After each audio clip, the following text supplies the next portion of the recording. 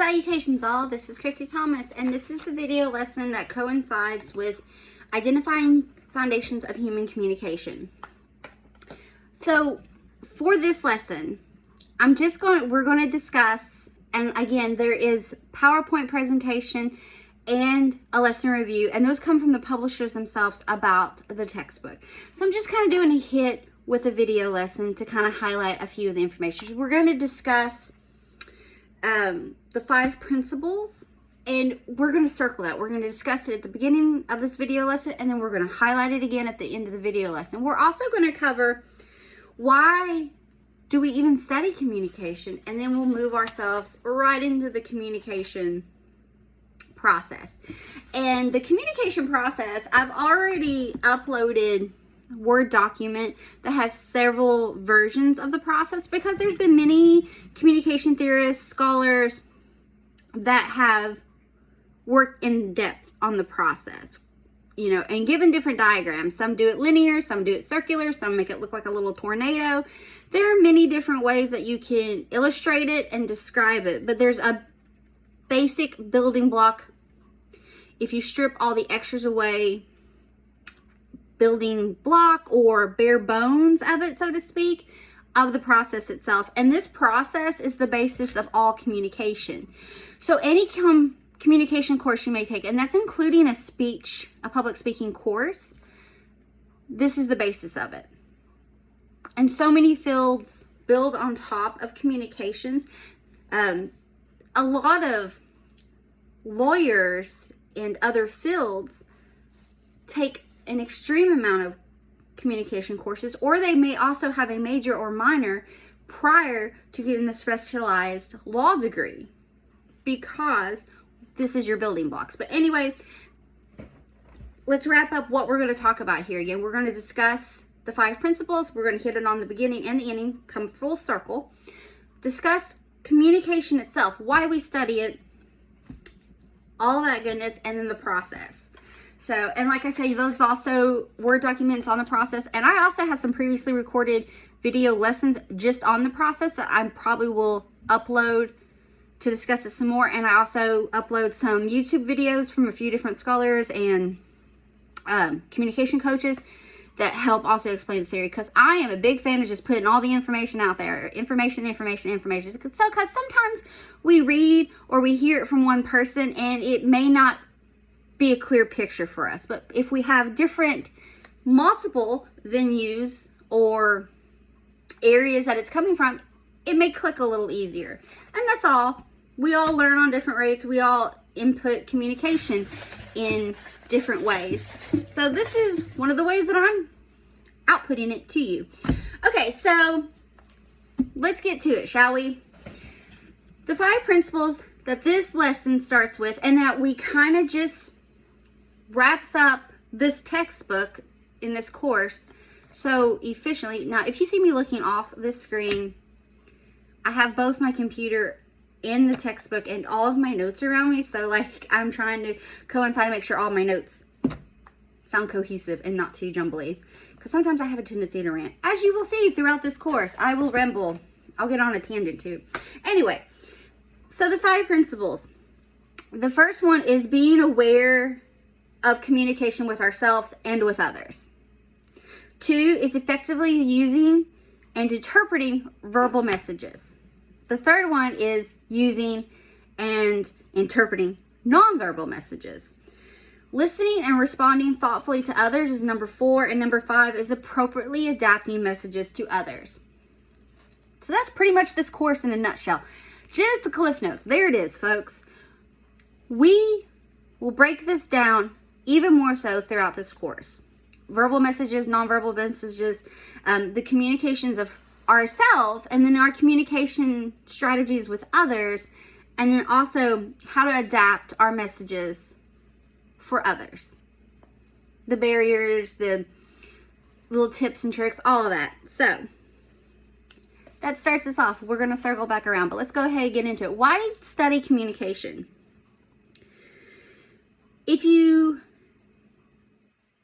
Why are you here? The book asks. That's the very first question it asks under why study communication. the book nor myself are referring to why do we exist, why are we on this planet, why are we in this world. We're not asking the existential question. This is, why are you here, in the effect of why study communication. Now, pretty much every institution requires that you take a communications course.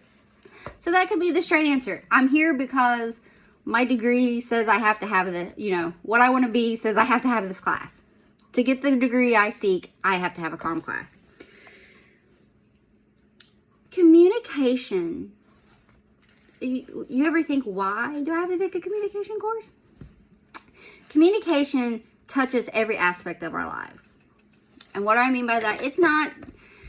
I don't want you to think of communication just as the words that leave our mouths, because it's so much more than that. It's how we present ourselves. It's not always purposeful. And we'll delve into that deeper throughout these chapters. When I say our communication is not always purposeful, what do I mean by that? It could be from how we sit, what we put out in our projections into the world, how we walk, how we talk, how we hold ourselves, what we wear, what we do, what we listen to. All that can fall under the communication world. And from a practical standpoint, and why studying communication, beyond the fact that communication is everywhere, is that it's beneficial to be able to communicate with others. I say that some jobs are riddled with communication, and some you may think, well, I want to choose this career path that I really won't be around a lot of people. Well, you still have to be able to communicate via in-person or through technology. And what have we learned over the past 3, 4, 5 years is that communication and technology is becoming more prevalent, and it's definitely accessible, but it's become more prevalent. So again, communication is not just the verbal words. It's also how we speak and how we communicate via technology. So all that incorporates. It goes on to kind of discuss about how communication, you're also developing leadership skills, but and it gives you all these percentages and all of these numbers. And basically it boils down to, people struggle to express themselves clearly or to accurately understand messages. And again, we'll delve deeper into that throughout this entire course. There's a lot of room I don't want to say a lot. There's quite a bit of room for error when it comes to communication.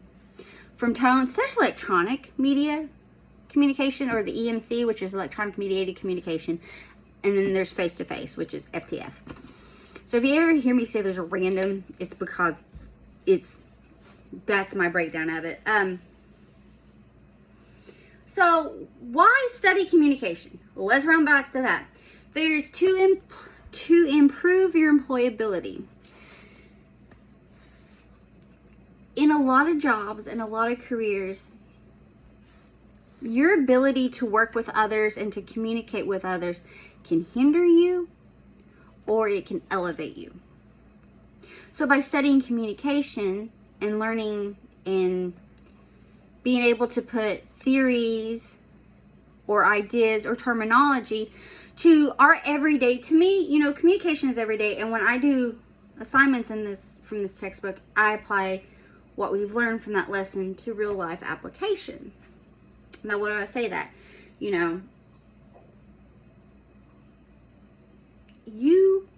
There could be two people up for promotion at the exact same job. Both have the same qualifications, but one is a terror to be around. I don't know if you know someone like this, but they make the working environment just awful. You dread going into work. You dread if you have a shift with this person. It's not pleasant.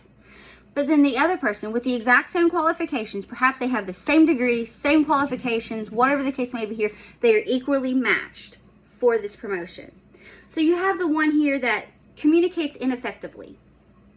They don't listen or talk to coworkers. They're not readily available. They don't discuss ideas. They don't, it's just communicating with them was hard. Or they're not clear in their instructions or their task or their, whatever the case may be here. Communication is just, it's complicated. Now you take the same qualifications and perhaps someone who communicates well. They are open, they're attentive, they're empathetic when it comes to listening. If something needs to be changed, they're open to, oh, okay, so this is what we need to do to move forward. The communication is vast. It's vastly different than the other. They're easier to get along with. Perhaps they make the working environment more pleasant. Oh, I get to work with them today. That's great. I'm so excited. They're easy to talk to. There's some people that is so easy to talk to, and some people that you kind of want to bang your head against the wall talking to them.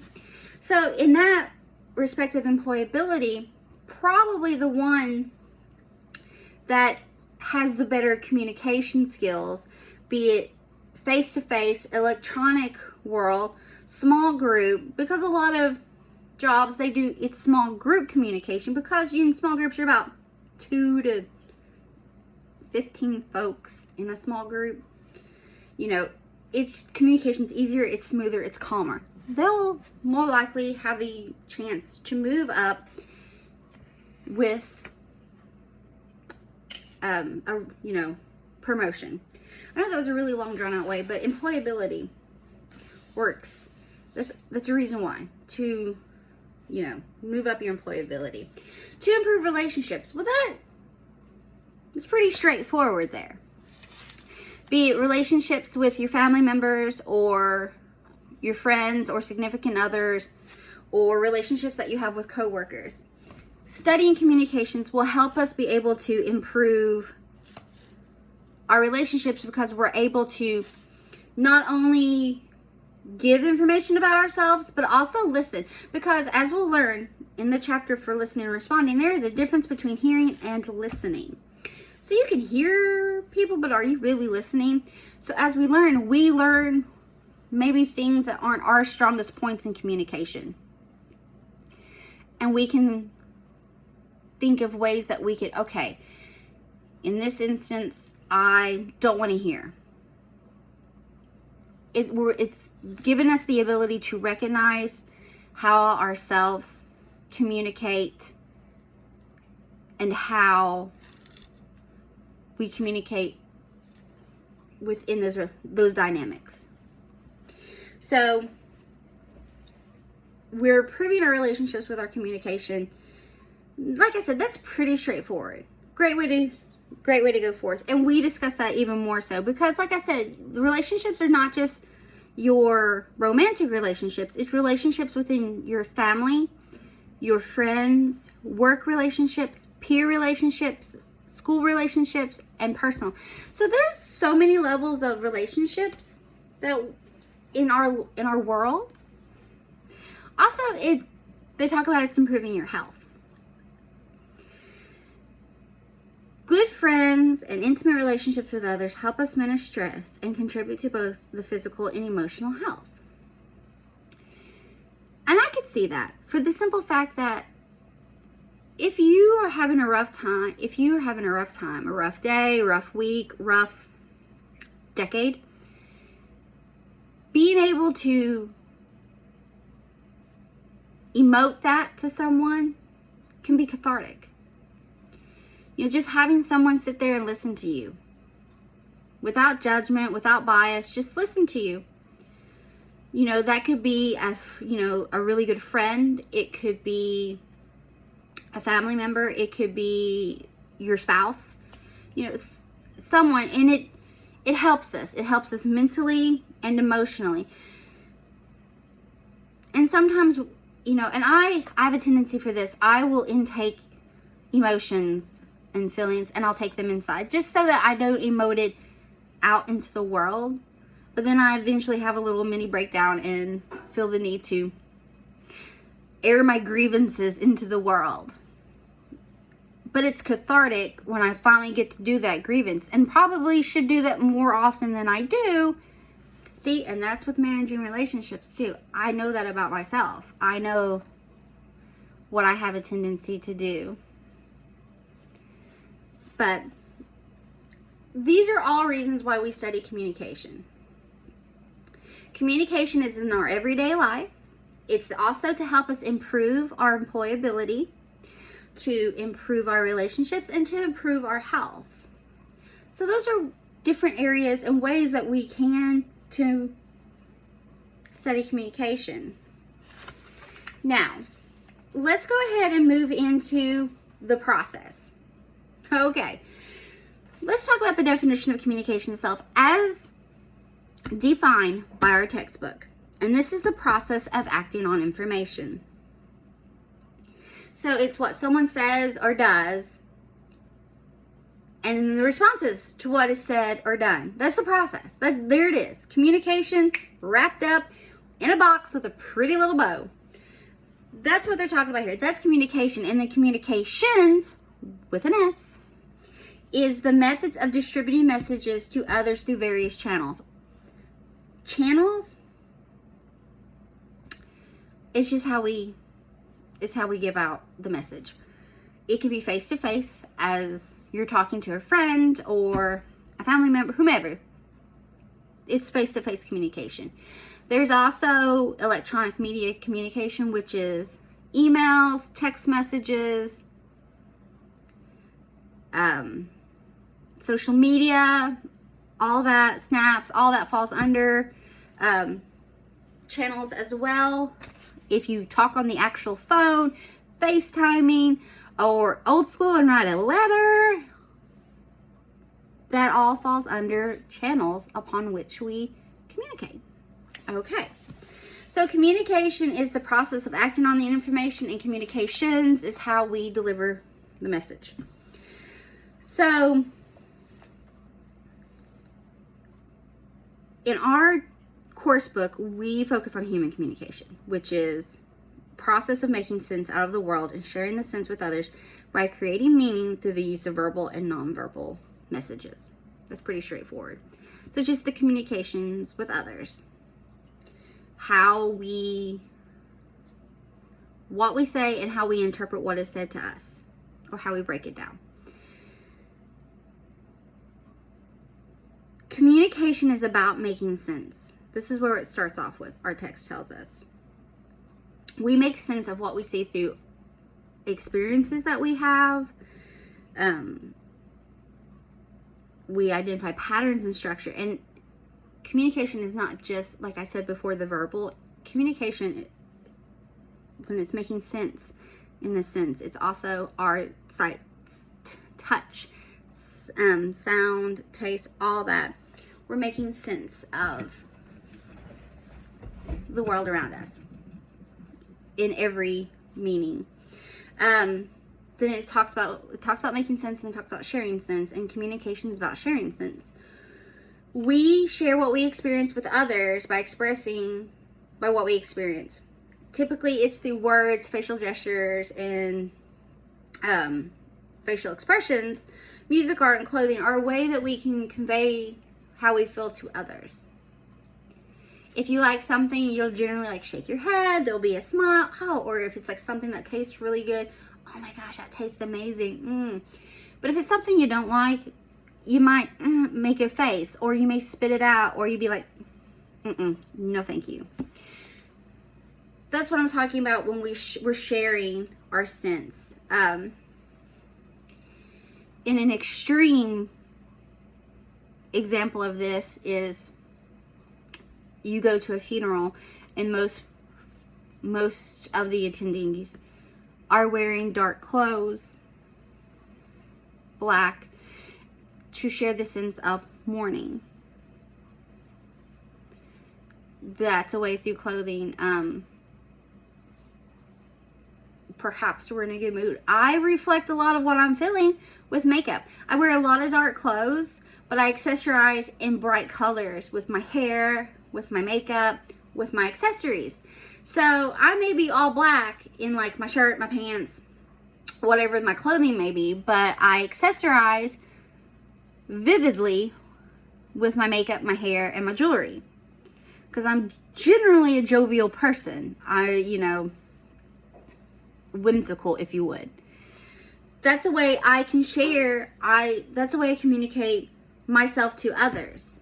I like black, but I also like to have fun. So I do that by showing through my accessories and how I am putting myself out there with my hair and my makeup.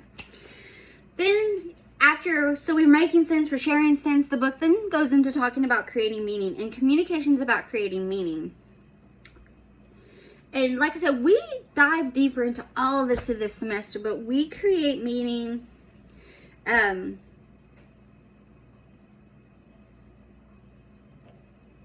through the creation of communication. So information itself is not communication. That's why we have to kind of dive deeper. That's what it's talking about with creating meaning. It's like, okay, did last week, the first week, I had a check-in assignment, and the check-in assignment was for me to ensure who had actually, whom had checked into class that first week, but also to make sure that you've looked over the information that I posted. Okay, so that was creating meaning.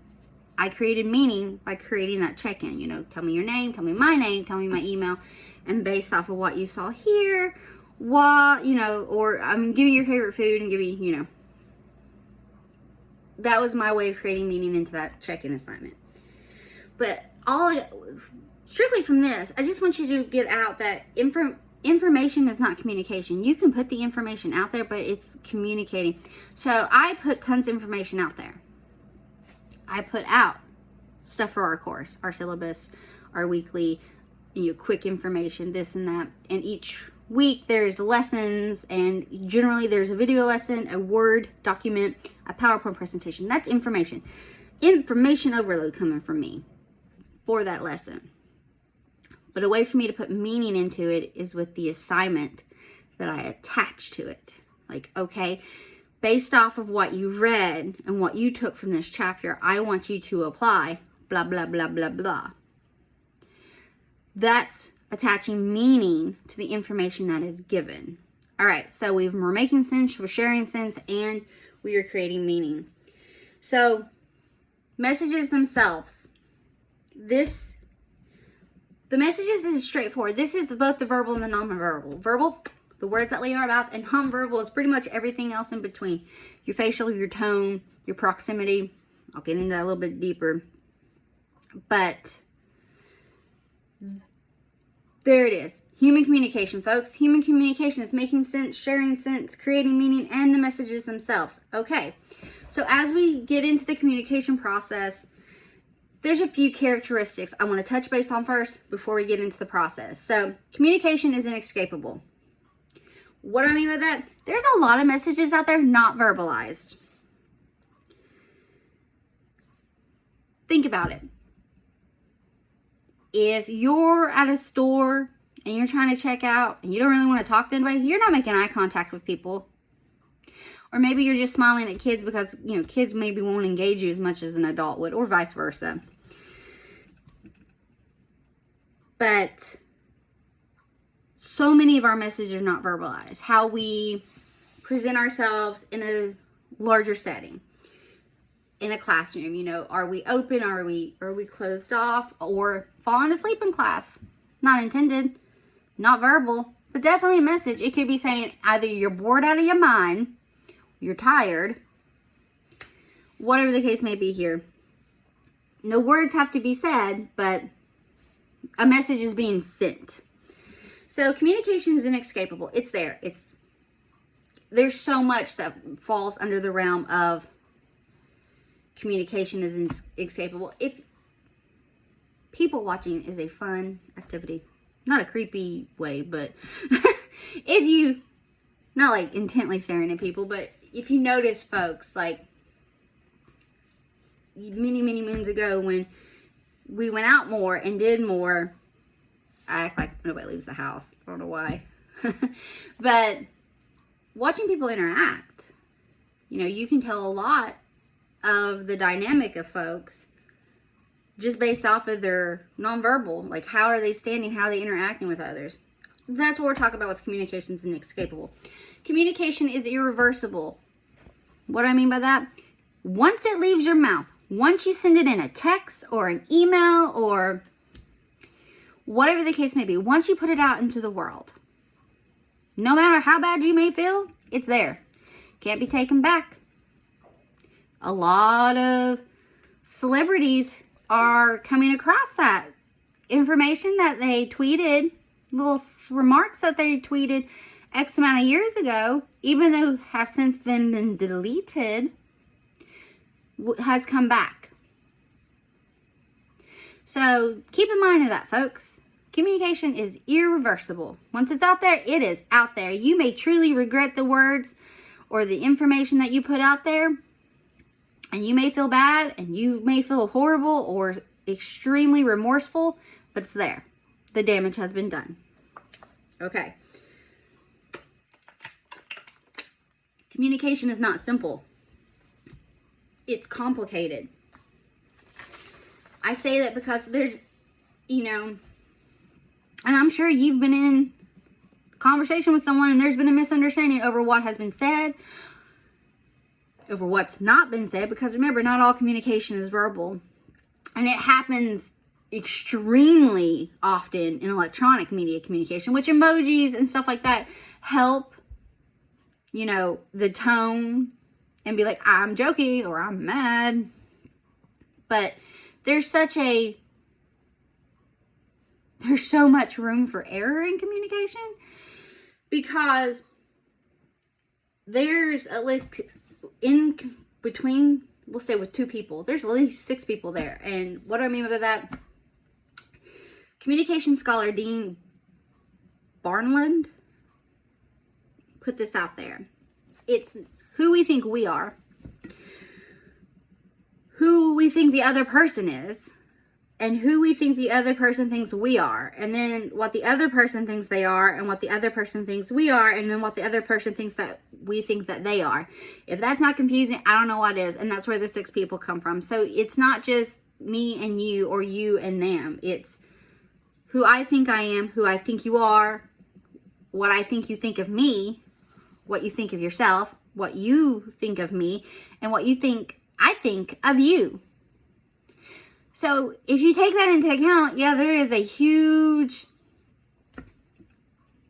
there's a lot of room for miscommunication. Think of it, it's like, okay, well, maybe you were in a relationship and you thought you were in a relationship or a more serious relationship than what the other person thought you were. So stuff could very easily be misconstrued because of what each person in the relationship thought they were at. Romantic comedies. Classic form of this kind of communication. It happens in all relationships though, but that's my best example. Rom-coms. As we move forward, Osmo Weo, and I'm definitely positive I mispronounced their name, is a Scandinavian communication scholar. Points out the challenges of communicating with others. If communication can fail, it most certainly will. If a message can be understood in different ways, it will be understood in the way that will do the most harm. There is always somebody who knows better than you by what you meant by your message, and the more communication it is, the more difficult for communication to succeed. Personal example of that. I am someone that feels the need to put it out into the world. If I am not, and I know I kind of contradicts what I said earlier, but if I want to talk something out. My husband's not that way. he can say his piece and be on and be done with the world. Whereas I'm like, but I want you to understand where I'm coming from. And the more I try to communicate, the more it just, sometimes I just need to be like, okay, I've said my piece, I need to walk on. But that's the added complexity to the already complex who you are, who you think you are, who you think someone thinks you are, who they think we are, who they think we think they are. Complexity. It's just really, and all that falls under communication is complicated. Okay. Rarely is it simple. There's always that read between the lines. Okay. Anyway.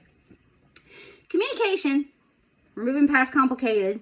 Communication emphasizes content and relationships. It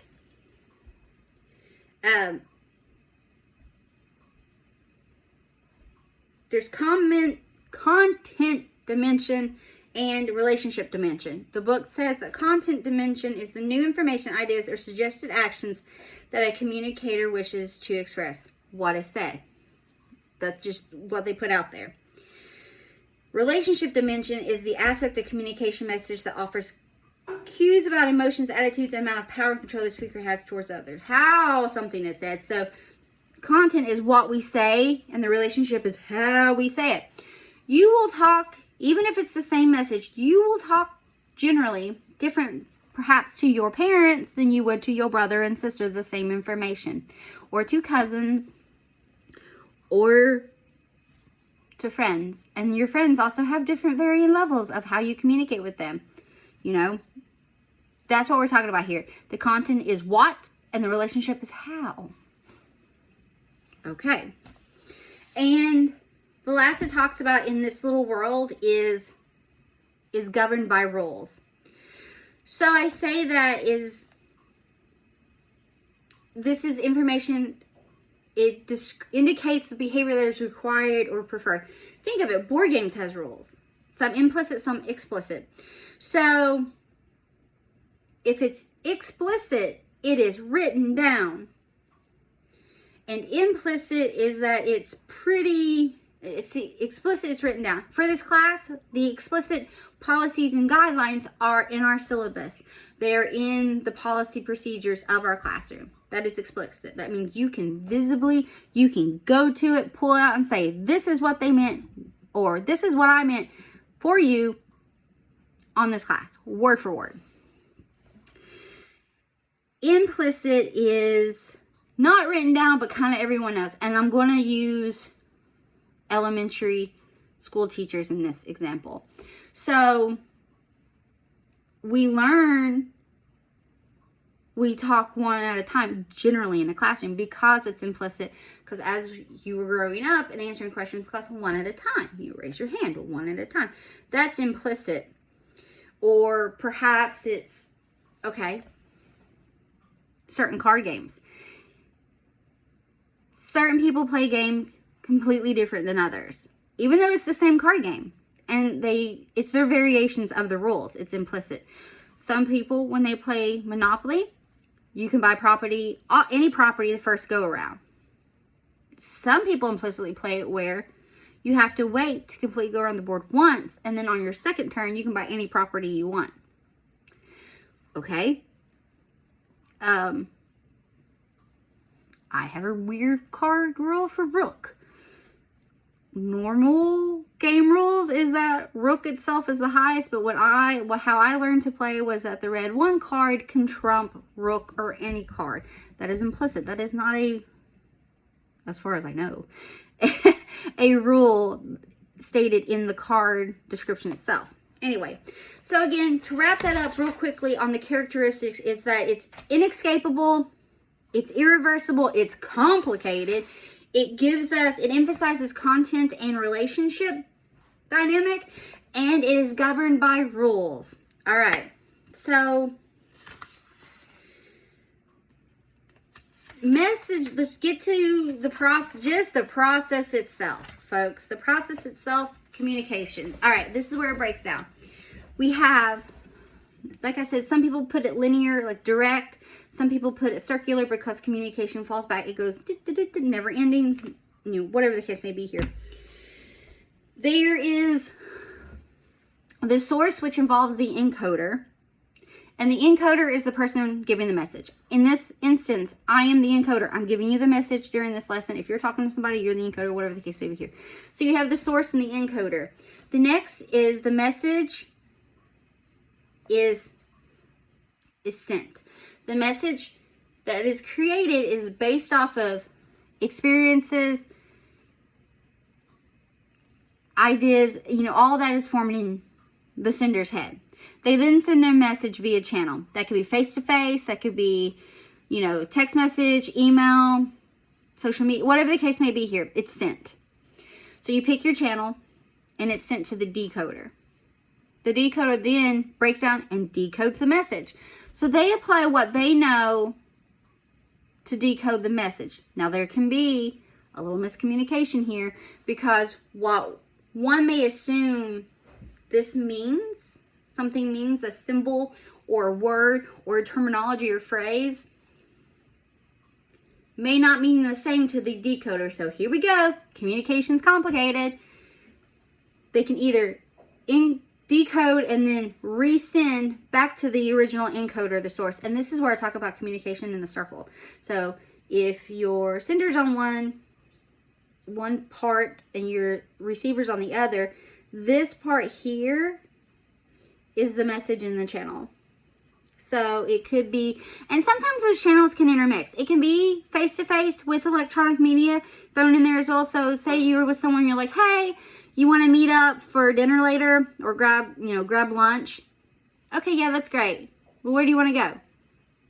Oh, I was thinking this or this. But maybe you're running late to work or class or pick up your kids or take a nap, whatever the case may be here. Okay, I'll get back to you for sure. So then a text is sent. Oh, hey, how about we meet here to get this? So that's where we're going with our loop, and you can interchange your channels. All right. Noise can happen. What do I mean by noise? So when you're sending or receiving messages, or you're encoding to send or decoding to, when you receive and decode to feedback, there's noise. Noise is both physical and psychological. What do I mean by that? Physical is actual things that you hear. So if you're at home and trying to communicate with someone, in my house of the evening times when my whole family is home, I have 3 kids, I have a husband, it is pure chaos, because there's generally TVs on, or electronics of my kids, or my kids are, they're doing their homework, and I'm cooking dinner. There are 1,000 things going on. That's physical noise. If you're in a classroom, you could hear people scooching around in your room. You could hear people above you moving chairs or beside you. Or you could be by a window and it's springtime and they're cutting grass. Or it could be shuffling out in the hallways. It could be phones going off. It's what you physically hear that can interrupt communication.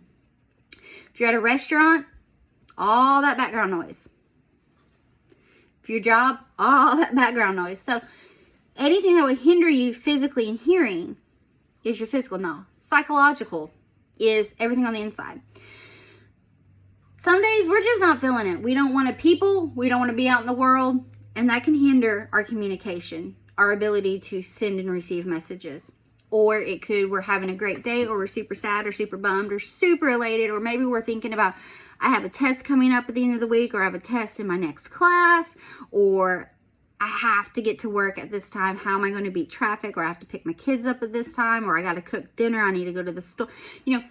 Anything else. This is on the inside that would distract you. Maybe you're super hungry. Like, you're hangry. You're hitting that, I might hurt somebody if I don't get some food in me soon, world.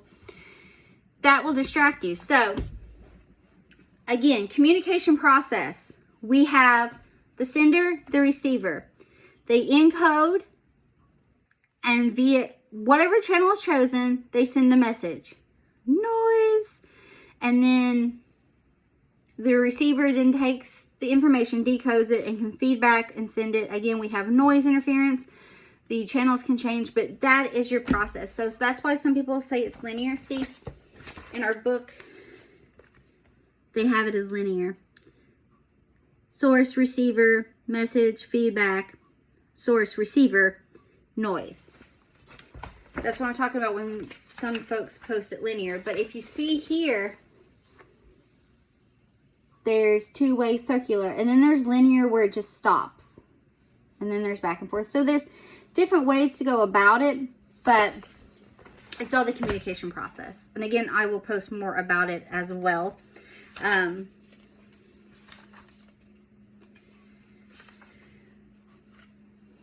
The chapter then goes on to kind of break down a little bit more about different versions of communication. But again, there's face-to-face, which is FTF, electronic media communication, EMC. It's pretty straightforward. There's small group communication. Small group communication is about 2 to 15 people. And you usually encounter that either in a classroom setting or a work setting. Immediate.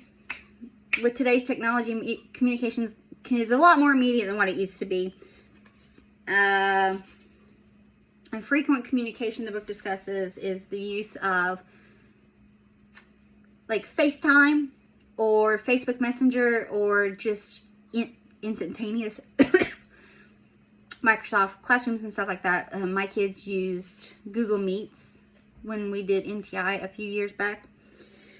But all that falls under it. Then there's like mass communication, and mass communication is 15 plus more. So this is, think of your big speech forums as mass communication. Politicians, when they give speeches, award ceremonies and stuff like that, that's mass communication. Nobel Peace Prize, all that stuff.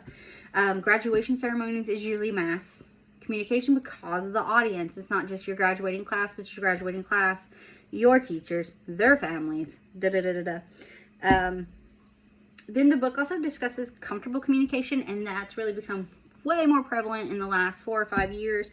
And this is just, especially when we were practicing social distancing, talking via our phone or instant messengers or Facebook messengers, or perhaps it's just sharing funny memes, memes, just gifts, la la la's, all that. And that's how some people just communicate. They just send funny pictures back and forth to one another. But again, it's like instantaneous. You can just hit send and it's there. Context. There's interpersonal. We'll talk about deeper in interpersonal. Interpersonal is communication simultaneously between 2 or more people, and there's impersonal, which is when we treat,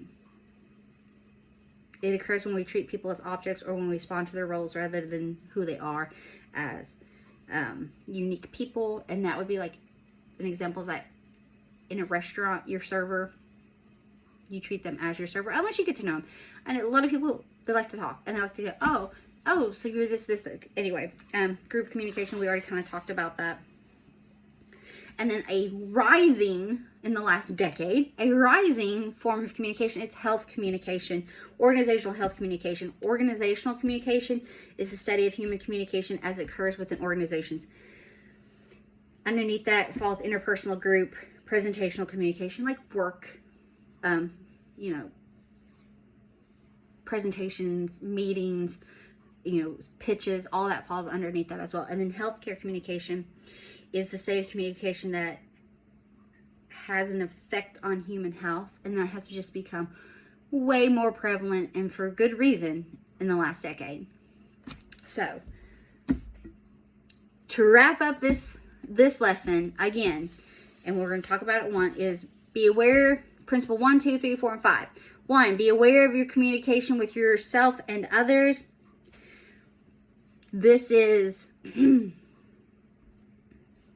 being present and being conscious in the communication. Just being there. We will talk on this even more so. We'll break it down even more throughout this entire semester. 2 is effectively use and interpreting verbal messages. Verbal messages are the words that are spoken or put out there in electronic media communication. So, how we apply meaning to those words and symbols, and how we interpret those words and symbols. Then the third principle is effectively using and interpreting nonverbal messages. That is everything but our words. So this is your proximity to one another. That's how close or far away you stand in communication. Tone, pitch, our body language, our, cultural differences come into this as well, and we'll discuss that further into the semester. Principle 4 is listening and responding thoughtfully to others. I said it at the beginning, I'm going to say it now. There's a difference between hearing and listening. We'll discuss that deeper when we get to that lesson. It's ensuring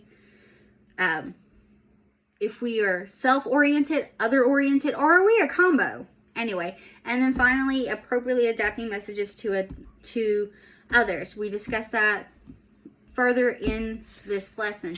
So that is the building blocks, the foundation of intro to communication, and that goes along with this lesson. Folks, if you have any questions, please reach out to me and I'll get back to you as soon as I can. I hope you have an amazing week. Thanks. Bye.